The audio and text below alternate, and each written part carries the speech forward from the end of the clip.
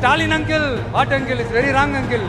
அதுபோல பண்பாடற்றாத ஒரு பேச்சு ஒரு முதலமைச்சரை எப்படி அழைப்பது என்று தெரியாத அளவிற்கு இப்ப நடக்கிற இந்த ஆட்சியினுடைய லட்சணத்தை பார்த்துக்கிட்டு நாம எப்படி சும்மா இருக்க முடியும்? ஒரு தவறு செய்தால், அதை தெரிந்து செய்தால், அவர் கபட நாடக மு.க. ஸ்டாலின் அங்கிளாகவே இருந்தாலும் உங்களுக்கு மனசாட்சின்னு ஒண்ணு இருந்துச்சுன்னா நாங்க கேட்கிற கேள்விகளுக்கு மட்டும் கொஞ்சம் பதில் சொல்லுங்க அங்கிள். சினிமா டைலாக் பேசியே பழக்கப்பட்டவர்கள் இதையும் ஒரு திரைப்பட டைலாகாவே ஆகி கொண்டிருக்கிறார்களே தவிர அது திரைப்பட காட்சியில 10 பேர் கீழே விழுந்துருவாங்க, ஒருத்தர் தான் கடைசியில் இருப்பாரு. அது திரைப்பட காட்சி, அது திரைப்படத்துல நல்லா இருக்கலாம். அது கூட இப்ப சண்டை காட்சிகள் நிறைய வர்ற படமெல்லாம் ஓடலன்னு சொல்றாங்க. நான் சினிமா பாக்குறது இல்லை, அதனால அது தெரியல. ரொம்ப விளம்பரப்படுத்தி இப்ப அவர்களுக்குள்ளேயே ஒரு பெரிய ஆராய்ச்சி பண்ணிட்டு இருக்காரு அந்த நடிகர் புதுசா வர்றவர்.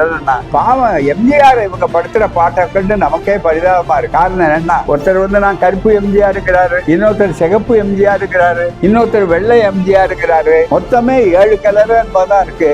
ஆனா எல்லா கலரையும் தாண்டி எத்தனை எம்ஜிஆர் சொல்லக்கூடிய அளவுல வரும்போதே என்னன்னா, இவர்களுக்கெல்லாம் எம்ஜிஆர் வச்சது திராவிடம் அப்படியேனாலும் இவர்களுக்கு தாண்ட முடியல. ஆகவே நான் சொந்தமான சரக்கு என்ன, உங்கள் கொள்கை என்ன? இதுவரையில புதுதாக வந்தவர் என்னுடைய கொள்கை இது, என்னை நீங்கள் ஆட்சிக்கு அனுப்பினால் இன்னென்ன கொள்கைகளை செய்வேன், அந்த கொள்கைகள் இவ்வளவு சிறப்பாக இருக்கும், அது உங்களுக்கு பயன்படும் என்று அவர்கள் சொல்லி இருக்கார்கள்.